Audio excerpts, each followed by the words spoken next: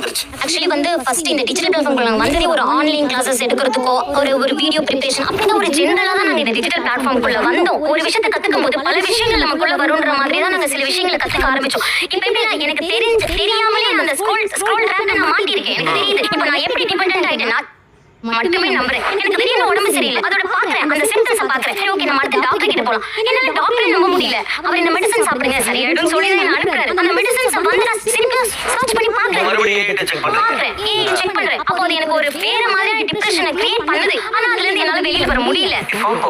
அப்படியே புலம்பி கொட்டிட்டீங்க. டேய் சும்மாடா, நானே நொந்து போயிருக்கேன். தப்புன்னு தெரியாம அதுல வர முடியாம இருக்கிறது வேற. தப்புன்னு தெரிஞ்சு நீங்க வர முடியல. போன் எடுக்க கூடாது, நம்ம ஸ்விட்ச் ஆஃப் பண்ணி வச்சிரணும் அப்படின்னு நான் ஒரு 2 நாள் ஸ்விட்ச் ஆஃப் கூட பண்ணி வச்சு பார்த்தேன் சார். ஆனா என்ன ஆகுதுன்னா ஏன் நமக்கு இன்னும் மெசேஜ் வரல? போன் ஸ்விட்ச் ஆஃப் தான் இருக்கு. ஆனா ஏன் நமக்கு இன்னும் மெசேஜ் வரல? இன்னும் ஒரு 5 மினிட்ஸ் பார்த்தா நல்லா இருக்கும்ல, வேற ஏதாவது நம்ம ஸ்க்ரோல் பண்ணி பார்க்கலாம் அப்படின்னு மைண்ட் தோணுதே தவிர அது தப்புன்றதை அக்செப்ட் பண்ணிக்க மாட்டேங்குது மனசு.